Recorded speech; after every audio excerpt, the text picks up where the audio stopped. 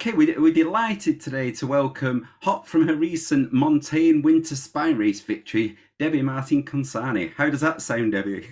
It's nice to say that I'm hot rather than freezing from the spine race. Thank you very much. It's a pleasure to be here, Colin. But Debbie was in a really stacked field in both the male and female race this year at the 10th anniversary of the Montane Spine Race. And for me, it was the most exciting race I'd followed since following the spine in 2016.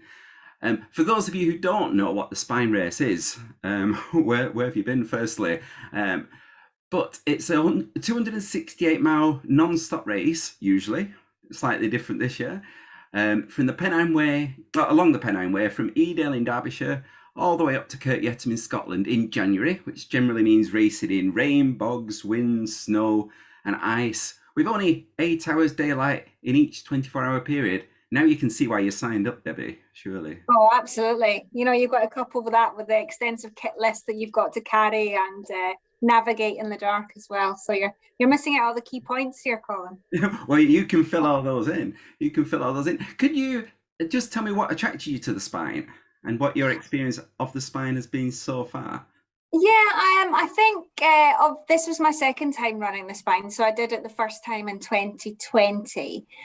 And I think the biggest appeal for people who want to sign up is just basically the race's reputation, mainly for all those factors that you have just listed.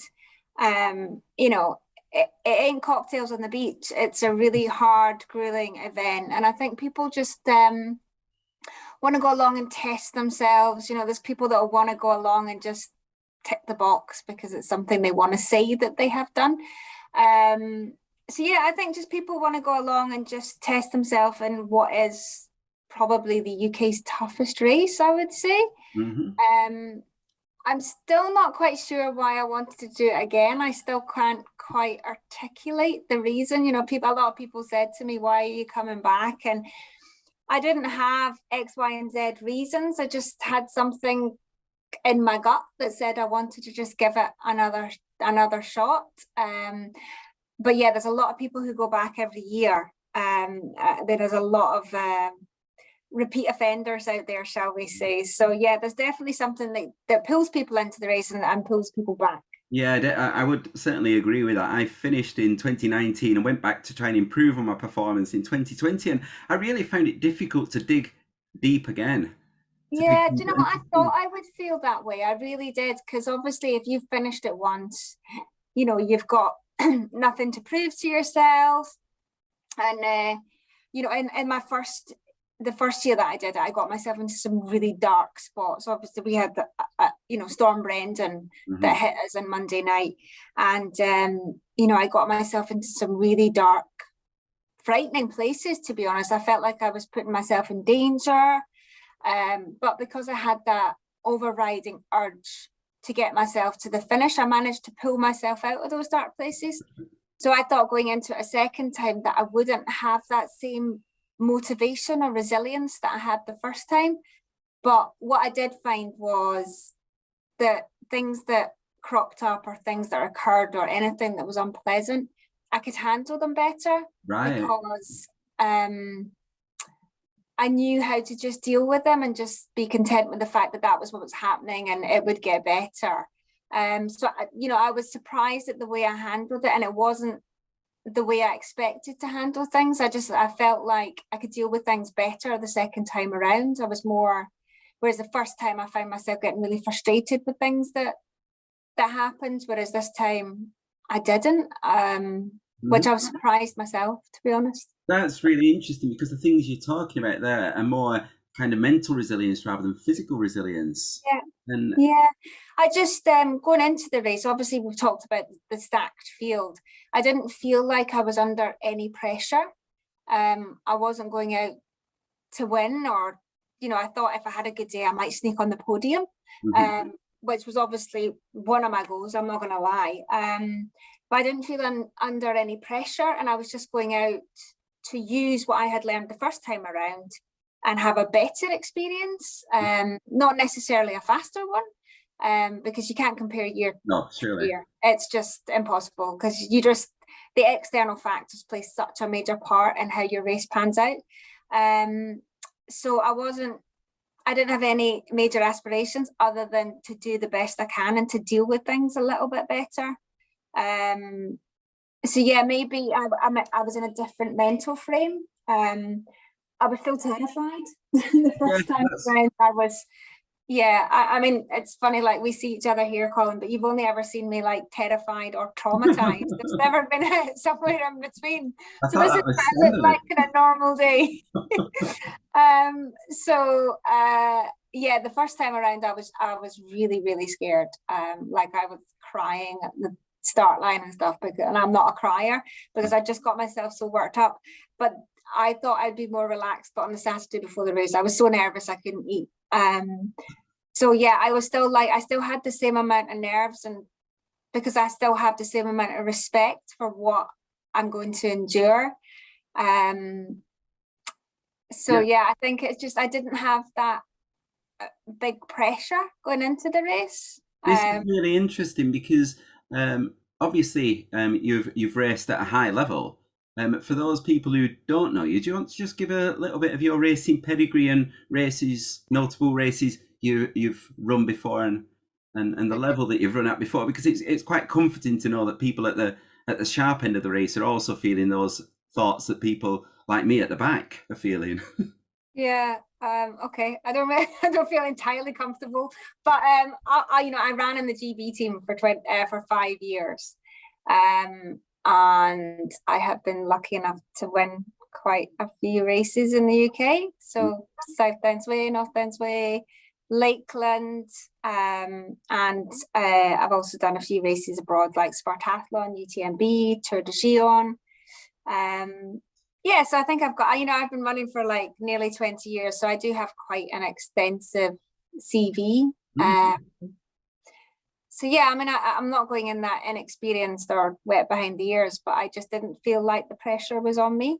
Yeah. So I think when you've got like the queens of the Pennine Way and Sabs and Anna, it was actually quite nice to be in a field like that. It's to see so many really strong women in one race was quite exciting. But there was also people like Elaine and Nikki and Laura, who I knew are incredible athletes as well. So yeah, Elaine Bisson, Nikki Summers, and Laura Wanton. Right. And her, rather than the last bit's French, and I can't Revellin or something. I'll probably get it really wrong. No. But Laura's an amazing runner. Yeah, and like you say, Sabrina Vergi and Anna Troop. Yeah. Who had won the race last year. So yeah, when you looked at the list of people entering, what were your expectations pre-race? Do you know what? I wasn't going in to run it slower. Let's be honest. No one comes back to a race with a view of trying to run it slower. I thought maybe I could get a third if I was lucky, but I didn't. That wasn't my main goal. My main goal was just to go out and do the best I could. And I know that sounds really basic, but that was really all I had in my mind. And it made me settle into my race as well, rather than get caught up with it. So. Okay, and how were you finding your fitness pre-race through the COVID period? Because that race sharpness, some people said, feels different. It feels different after a period of fewer races. It does. So the last race I'd done was the Spine Race in 2020, and then I did Lakeland 100 in the summer, and then Autumn 100 in the autumn, and I just found it really mentally tough to get back into it. Lakeland especially, because I hadn't done anything for over 18 months, and I found it really hard to get into that frame, and I just didn't have any extra gears. Autumn 100 was better. So I was just really pleased that I managed to, put myself in a really good mental position in the Spine Race. The vast majority of it, I would say I was happy and content. There was a couple of bits where I wasn't, like going up Crossfell, like who is ever happy going up Crossfell? It's quite a hostile, desolate place. And there was a lot of ice, and it was really foggy, and I was just going into my third night on no sleep, so I wasn't in a really good place. Not the best. But other than that, I know the Cheviots when my back went. Other than that, I was just really happy and pleased to be there, and it was nice to be content with where I was. That's really interesting. Having spoken to Ian Keith recently, and he used exactly the same word about he was working well in his low gears. Yeah. He said I can work well. He said as he's got older, he finds the higher gears are less easy to access, but the lower gears he can keep going. And he was discussing about he runs his race to his best ability, and what happens around him happens around him. He can only run his best race. Yeah, absolutely. I was going to say, do you agree with that? And what would be your attitude towards pacing the race? Yeah, I just I didn't even look at my splits from last time, so I wasn't really sure. So I just ran within my own effort level. I kind of know where I am and what I can maintain for a long period of time. So yeah, I didn't worry about what everyone else was doing. I just ran at my own pace. And I was maybe, I think looking back, about 15-20 minutes slower to the first checkpoint. Right. But I was surprised that even running at slower pace that I was still picking off quite a few people quite early on, which I found quite unsettling because it's not where I wanted to be. And then on Monday, I was in second position and I found out that Sabrina had dropped out, and it was all of a sudden like my whole mental attitude completely changed, and I found it really unsettling that I'd all of a sudden had this massive pressure that I'd put on myself, and I started thinking about times and people, where other people were in the race, and I was in that really messy frame for about 24 hours until I had to have a firm word with myself and just say, look, you've just got to go back and concentrate on what you're doing and just forget about other people. Because Sabrina dropped at Hawes, didn't she? So when did you find out? No, she dropped What's it? Just after Penny-Ghent. Right. Okay. I can't remember where that hobbles. Horton in Ribblesdale. That's the one. Right. So yeah, I didn't expect to be leading the race at all, let alone leading it from Monday. So yeah, it was a little bit strange. It sounds like you were quite uncomfortable with that so early on in the race. Is that right? Sorry, say that again. It sounds like you were quite uncomfortable with finding yourself in that position. I was, yeah, I really was. I found it like it's definitely not what I was prepared to do. And I just kept thinking, I'm going to get this lead and then it's all going to go horribly wrong, because I just felt like I didn't deserve to be in that position, or at least deserve to be in that position so early on. So I thought maybe I'm doing something really horribly wrong. So you said you had a word with yourself. Yeah. What was? I literally talked to myself. Yeah. What did that sound like, and where was that, and where in the? I'm not sure I can repeat that. Remember, I'm Scottish. Swearing is my mother tongue. Flipping heck. Yes. Crikey. Golly gosh, Debbie. So whereabouts was that where you I was going up Hike Up Nick. Right. It's never a friendly place. No, do you know what? I was there last time and I got lost in the snow and it was dark and I got so cold and my head torch went out and I had just like an absolute nightmare. So it was nice to get there, and there was a beautiful sunset and I was just in a nice happy groove, and I was in a better place than I was last time. So it was a good point for me to have a firm word with myself and just say, look, just knock it on the head, just enjoy it, just do what you do and see what happens. So from that point, you never lost the lead, did you? No. And how were you keeping track of other runners? Were you keeping track of? No, not at all, actually. And I didn't have any information on anyone, and I never wanted any information. I never even asked for it. Right. I think at one point someone told me how far someone was, and I was kind of like, I'm not sure I want to know that information, because I knew at the time I was doing the absolute best I could. So it wasn't like I was just going to start moving through the gears, because I wasn't. I was in a low gear, and I was staying in that gear. So yeah. Yeah, it's striking that the similarities between what you've been saying and what Ian's been saying about that we continue in this pace, and we continue to run our own race. So you've described a few low points and a few high points, but do you want to just explain a little bit more on your thoughts when you heard about Sabrina and how that made you feel when you heard that Sabrina had dropped? I don't know. Obviously, first of all, I've got a huge amount of respect for Sabrina, so it's not like I'm going to be happy for her because she's dropped out. Because anyone who pulls out of a race, it's especially if you've worked hard for a race, it's quite devastating. So I'm not going to say that I was delighted that she pulled out, because I wasn't. I felt bad that she'd pulled out. And if anything, I wanted to see like a really good race. Mm-hmm. And I think initially I felt quite excited, like, oh my goodness, I'm leading the spine race. But then the reality kicked in, and it definitely wasn't a position that I wanted to be in so early on in the race. So you had another 48 hours or longer being in the lead.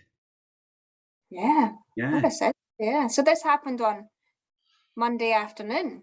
Yeah. So you had another 3 days. Yeah, that's a long time to maintain that lead and the pressure. So you weren't really looking at who was behind you or how far they were behind you at all? No. At one point, when I was sitting on the Cheviets, and I kept having to take my rucksack off, and I was lying down on the grass, and because my back was in so much pain, and I just kept thinking, and I checked the tracker for the first time to see where Elaine was, and I could see like she was a few hills behind me, and in my head she was like right behind me. But you know, in spine terms, that's like 3 hours. Yeah. But it just gave me a massive kick up the ass. It's just all of a sudden I had this adrenaline that I didn't have before, and I really kicked, like, when I say kicked, in spine terms. Would we have noticed? Yeah, in spine terms, kicking the ass out is like 3 miles an hour, right? So I probably pushed really hard over the Cheviot, and I think that's why I ended up in such a bad way at the end, because I just like emptied the tank completely. So that was I didn't even know how to check the tracker up until that point. I was on the website, where is this tracker that everyone's talking about? So that was the first time that I checked it. So when you said you got into a bad way over the Cheviot, do you want to just do that a little bit more? I'll try and do this briefly. I think out on Hadrian's Wall, which would probably be, you'd probably know more than this, about 100 and, how many miles would you say? 200 and? Yeah, about 200, because once you get to Burness, you've got 26 miles left. So, yeah. Let's just say like 230. Let's 230, right? A long way. Yeah, maybe less than that. And one of my friends had come out just to say hi, and he was saying, you know, are you eating and drinking okay, because you're a little bit slurry? And I was like, well, do you know what, I haven't slept for 3 days and I'm probably not drinking and eating enough. And he was like, and you're a little bit leany? And I was like, no, I'm not, what are you talking about? And I was until I caught my shadow, and I was like a little bit to the right, and I was like, and then I was running up towards Thornley Head. What's the farm called? You know all these names better than me. Honeysted. That's the one. Yep. This is like blankety blank for you. And one of the race officials and medics had driven up the road, and they'd stopped, and they were like, do you normally have that lean? And I was like, no, I do not, but I have been informed of it. So when I was coming into Bellingham, obviously all the medics were out keeping an eye on me and asking me loads of questions and making sure I was coherent. And I knew I was, like, I knew mentally I was fine. But obviously the lean was causing them of concern, because I was just about to go on the Cheviets. And as soon as I got out on the Cheviets, that was it. My back was absolutely destroyed. So the bottom of my back, all the way up the sides. Like my neck had gone completely numb. It was just debilitating. I kept having to take my rucksack off. I kept having to sit down. I would squat. I would bend over. I would stretch, and just anything to take the edge off it. And it was just, yeah, it was a long way over the shoes. I mean, I could still move, but I was moving with great discomfort.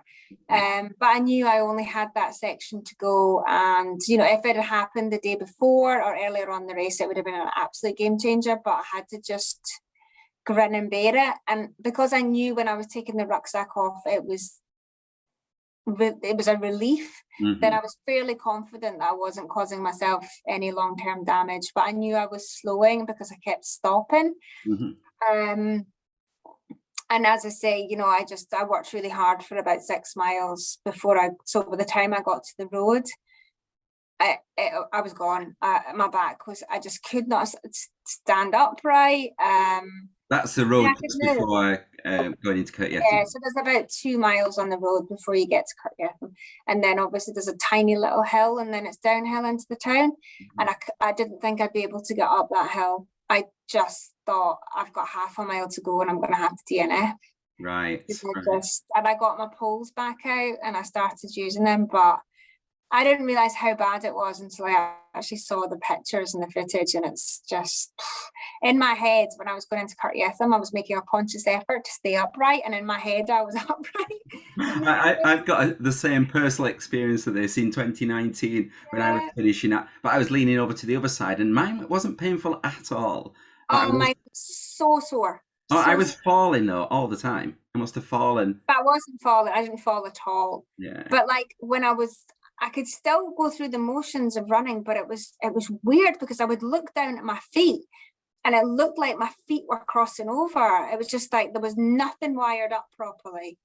And yeah, when I look at that video, it's kind of, I actually can't watch it because it's just, I find it so disturbing. You don't recognize yourself in that, perhaps?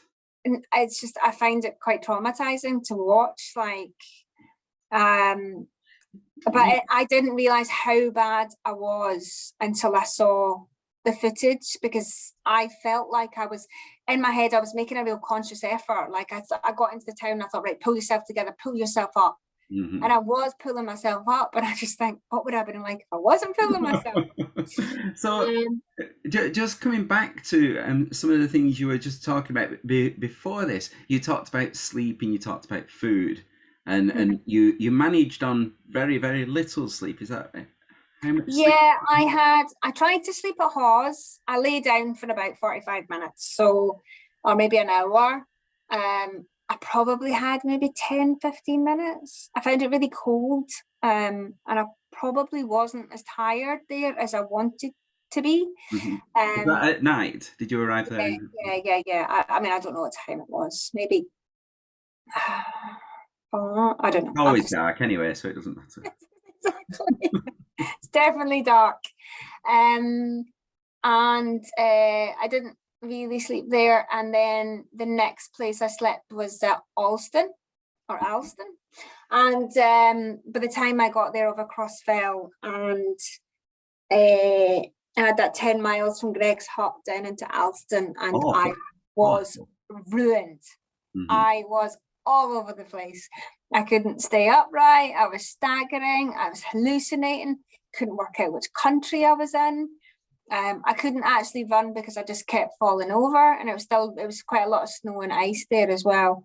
So that was a very long, painful drag down there. And I got in, and I set my alarm for an hour, and then I woke up and fell back asleep and woke up an hour later. Yeah, so, 2 hours there. Yeah, at least I managed to wake myself up like an hour later. So I had like a solid 2 hours there. And felt so much better. I tried to sleep in Bellingham, but it was freezing. So by the time I went out onto the Cheviot, I was just so tired. So I pulled out my bivvy and just lay on the grass for about 20 minutes. Yeah, my head, there's a diversion out of Burness. In Burness?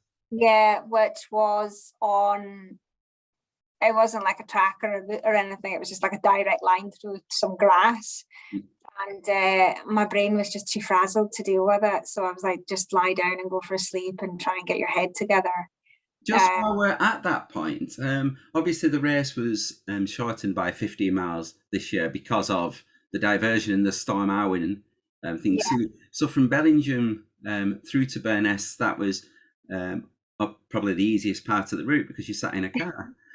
Well, you know what? It's the easiest part of the route when you're not in a car, as you know. It's like literally the only runnable miles on the route. So yeah, they had taken that section out because it's through like Land Rover forestry track, and I think it'd been decimated in the storm. But also after Hadrian's Wall, there was a diversion that added on about 4.5 miles. So yeah, I think the race was probably about 11 miles short. And how did you find that change and the getting in the car to have the diversion? Because that seems like it breaks you out of the spine bubble almost. I'm not fine with that. Yeah, I've done the race before. Give me all the taxis. And did you sleep for that journey? No, I had a lovely little chat with a taxi driver called Phil. That's exactly what Ian said. That's exactly. Did you run the same race? That's great. And in terms of food and fueling, how did that go through the race? Yeah, do you know, I'm pretty rubbish at eating on the go anyway, so I'd probably eat more sitting here at my desk on a Monday than I would in the race. But yeah, I try to keep on top of it. I could definitely do with eating a lot more. I could hear my stomach rumbling at most points. I could probably hydrate a little bit better, but you know, for me, it was okay. It was actually all right. I didn't feel like I didn't massively hit the wall at any point, I don't think. So yeah, I did okay. Yeah, and how did you find the race, and what things do you think you learnt from the 2020 version that you took into this race? Yeah, I think dealing with things as and when they appear, I'm like really guilty of saying, oh, I'll get to the top of that hill and then I'll put my jacket on, or I'll get to that checkpoint and I'll eat this, or you know, I'll always put something off, or I'll get to this point and then I'll sort things out. So I dealt with things as and when they appeared. So if I got cold, I put something on straight away. If I got wet, I just sorted it. Yeah, and I tried not to faff too much at checkpoints, which I did before. I'm a great faffer at checkpoints. I could like lose an hour like that, just moving stuff around. Especially later on in the race, perhaps when I'll just do it early on in the race. So yeah, I tried not to faff as much, but yeah, there was some heavy faffing going on, that's for sure. And through the race, did you up with anyone at any time, or were you running it all solo? Oh no, I met loads of people in the race. So I ran with Elaine for quite a bit, which was really nice because we got to know each other a little bit. I ran with a guy called Mark Potts for a long time as well. Yes, I ran with quite a few different people. So yeah, it was good. That's great. And in terms of kit, a lot of people, when they're first looking at this race, probably spend more time on Amazon and buying kit than they do training. Gosh, yeah, your postman just appears every single day. Exactly. Are there any pieces of kit that you find particularly useful? Yeah, I mean, I'm a big fan of the Montane Spine jacket. It does what it says on the tin. The new version of it's really light, and I wore that on the first day when it was like snow and rain, and it was quite cold, and it's just bulletproof. Like, I was completely dry underneath, and I've recommended it to quite a few people and everyone says the same. So that's a phenomenal bit of kit. I'm a big fan of the deck shell waterproof socks. Me too. Yeah, I mean, that's 2 spine races I've done and not one blister. So I think, are you getting the long socks? Because I know Sabrina swears by the long, like. I have light, really thin, like features merino wool socks, and then put the knee length deck shell socks on top. Of course, if it rains though, the trick is you need to put your waterproof trousers on, otherwise the water from your leggings just rolls down into your socks and pools because it doesn't dispel. I learned that the hard way. And yeah, so yeah, I'm a big fan of the deck shell socks. But yeah, and poles or not poles? I used poles, yeah, definitely. Actually, the guy Mark that I was running with for a long time, that he bought poles, carried them the whole way, and never used them. So he's got to be one of the very few people who finished the spine race without using poles. Yeah, I mean, I felt for the bogs. They were just essential. Yeah, just it's stability more than anything. Mm-hmm. Yeah, that's great. And are there any other pieces of kit that you've used that you certainly wouldn't have been without, or is there any kit that you took and you never used? Pretty much everything that was in my pack I never used, but that's all emergency kits, to be fair, so you don't want to use it. So I never used my mat or my sleeping bag, or I used the bivvy once. Definitely didn't use the stove or the pot or all those things. And what kind of weight was your pack? I don't know, I never weigh it. I just think ignorance is bliss. Mm-hmm. I did spend an absolute fortune getting the lightest best kit, so really you get what you pay for on these things. So I did spend a fortune getting. Yeah, but people say how much the spine costs to enter, but that's not the main cost. No, I think if you have to start from scratch, if you're like 2 waterproof jackets, 2 pairs of waterproof trousers, just the absolute basics, I think you've got to spend like another $2,000, right? Yeah, I did hear someone say that they did a survey of the people who finished the spine, and the people who finished the spine had the kit before they started, before they applied.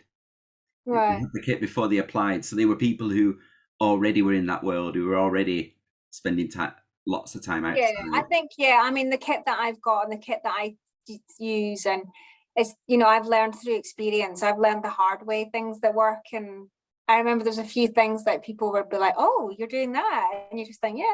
Or I changed like the straps on my pack because I wanted straps that were comfortable for me, and I knew which ones work for me. And it is very personal.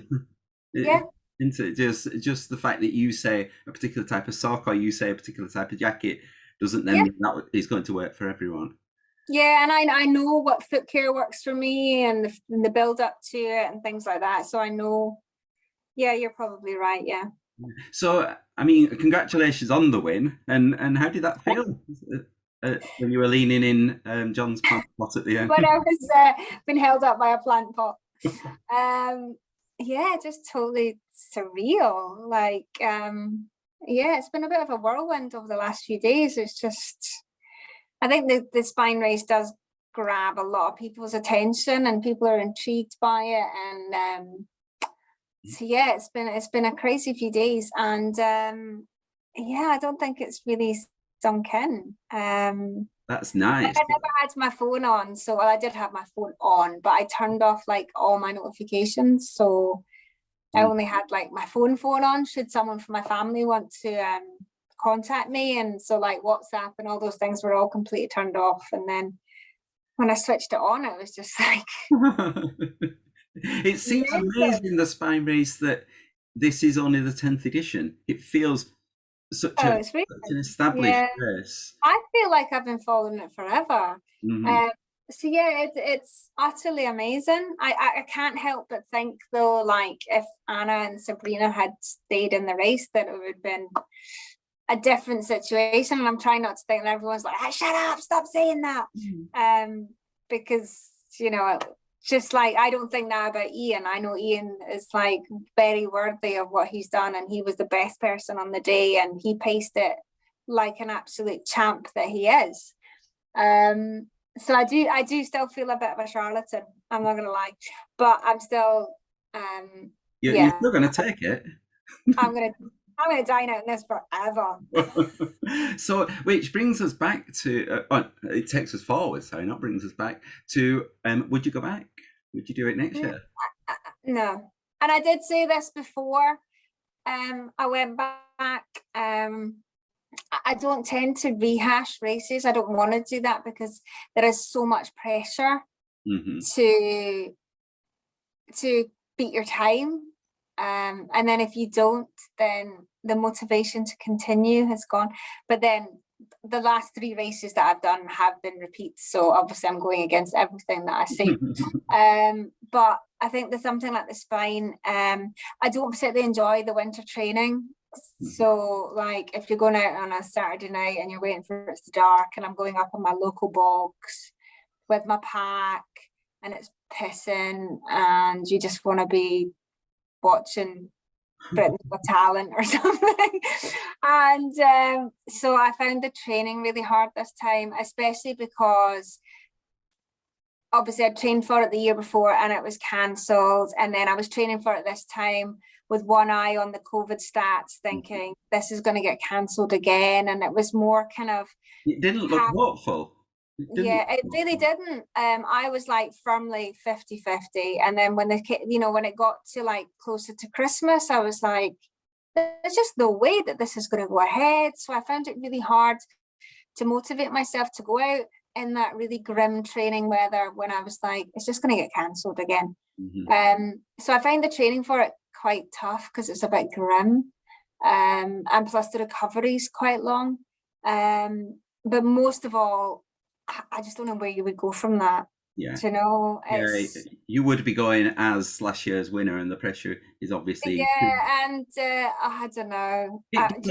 This is going to be my spine mic drop moment. It's 100%. I think I'm not saying I'd never go back to it, but so my husband wants to do it next year. Which I announced at the finish line on Facebook Live, and I think his phone went red hot after that because he wasn't very happy with me. I was going to say, did he know about this? He did, because I had a conversation with him like during the race. I was just chatting, and he was like, "Oh yeah, do you think you'll do it again next year?" And I was like, "No, I'm just done with this." And he was like, "Yeah, I'm really thinking about doing it." So therefore, now that I announced it on Facebook Live, then he's... and you've announced it here, so it'll be in print as well. Well, there you go. Everybody knows about it. So, so I think he would like to do it. How is your recovery going now? Do you know what? I'm actually okay. My back feels all right. I had a great chat with Nikki Ligo last night, who's obviously very involved with the race. Very, very clever woman. So I had a really good chat with her last night because I wasn't quite sure about the lean, honey. I wasn't quite sure about the whole lean thing, and I was kind of reluctant to Google it because it will just tell me something terminal. And so I know there's no rhyme or reason to it, and I know, like you said, you had a problem with it and Damo had it, and that seemed to be more neurological, whereas mine was definitely physical. So I had a really good chat with her last night, and she gave me some advice and guidance, and made me book a physio massage for tomorrow. So if it's any help, it would seem like if you win something or achieve something, you lean to the right, whereas if you come last, you lean to the left. So that's my theory. I think that's definitely made up. We're not going to use that one. That's a sample size of 3 people. So in terms of, your recovery is going well. You said my back's a little bit achy. I still feel a bit tired. I can't really sleep. My sleep's still really disrupted. My feet are maybe going down a size now, and my ankles are a little bit as if I did a session with Kathy Bates. But other than that, all in all, I'm doing okay. I'm doing all right. And you hate to ask this once you've just finished a great achievement, but what's in the next 12 months? What are your plans? Well, I actually don't have any races planned. I was just going to see how I recover from this, to be honest. And I feel okay. I think during lockdown, I liked just going out on little micro adventures with my pals and just like, oh, here's a route, let's go and do that, or let's go and do this as a day out, or go and do like a Monroe round. And I just really enjoyed that. And I think I'll probably do more of that this year than organised events. I feel like I'm running out of events that I want to do. I mean, I know there's races popping up all over, but I need something that inspires me. If I sign up for a race, I'm all in. I'm like committed. Like I don't do training races. So I need to find something that puts fire in my belly that I really want to do, and I haven't quite found that yet. So I've spent some time with Sabrina Vergi, and she obviously has a love for just going out and having an adventure, going out with friends. Yeah, her adventures are quite different from mine. they might last nearly 6 days, might they, in the Wainwrights? Just popping out for some avocados 6 days later, she'll be back. Yeah. Okay, so yeah, we won't pin you down. Just one final question, because some of the people reading this magazine or watching the podcast may have seen the spine, followed the dots over the 7 days, and may think, possibly I should be on I could try this race. Would you have any top 3 tips for anyone thinking about doing the spine? My top tip would be get out on the Pennine Way. It's very different from anywhere else you'll ever run. Could you explain that a little bit more? I don't know, like if you live down south, or even if you live here, like I've got the West Highland Way on my doorstep, even like the Lakeland Fells and South Downs Way and all those like national trails are like proper runnable trails, whereas the Pennine Way is a little bit more hostile. It's a lot muddier. It's the navigation's a whole lot harder. It's just generally much slower.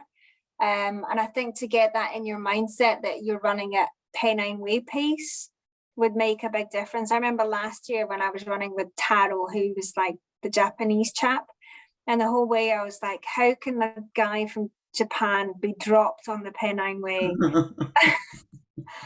Thinking he's like, oh yeah, I'm gonna go to England, it'll be lovely, and then he's just been dropped. And I live just off the Pennine Way, so this is my area, and just recently I had an unsuccessful attempt at the Dragon's Back, and that's really not my terrain. Oh right, okay, well maybe okay. Yes, I would just say get out on the Pennine Way if you can. Obviously it'd be good to get your head in that. Train in some really crap weather in the dark. Get yourself used to being uncomfortable. I had to alone perhaps. Well, exactly. I went out for a couple of times in my local house outside Glasgow, and I was like running through trees, and it was dark and it was windy, and my hood kept tapping, and I kept thinking like someone was following me, and I knew it was my hood. But it was good for me to be out there alone in the dark and just have that little bit of fear and be uncomfortable with being in the dark, because you've got to retrain yourself to feel that way. And then the last one would probably be just test all your kit, just work out what works for you. Make sure you train with a heavy pack as well. Make sure you train with the actual kit that you're going to carry. I did a lot of commute runs with like a laptop or a shoe in my back. Right. So I think if you've got like all the kit, and just make sure it fits properly into your pack, and just getting used to ease of access, because if it's dark and your hands are cold and your brain's a little bit frazzled, you just got to be able to access stuff really, really quickly as well. I think having consistent places to put your things, so your compass is always on your left hand side, your Kendall mint cakes around the back, you know exactly where. And just ease of access to things, and make sure like if your hands are cold, you can unclip your rucksack and get your spearhead torch out and all those things that I made those mistakes in the first race. Like I couldn't unclip my rucksack and I couldn't get my head torch out the side pocket. Then I ended up running down to Hawes with like a handheld torch in my mouth. Right, and they're really simple things, aren't they? Really simple things. My hands were too cold to unclip my rucksack, and I couldn't reach my spare rucksack, and it was just I got myself into a right state in the dark, and I just couldn't get out of it. So that can become a spiral, can't it?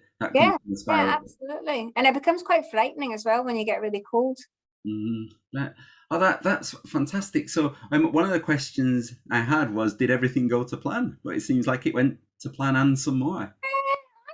Yeah, it was definitely, but not even like winning it, because obviously that was not on my radar at all. But if you'd have said to me that I was going to run 104 hours, and I know there was a bit cut off, but even with that in mind, I would never have believed that in a million years. So I'm just really pleased with the way that I mentally dealt with it, and my time that I finished in as well.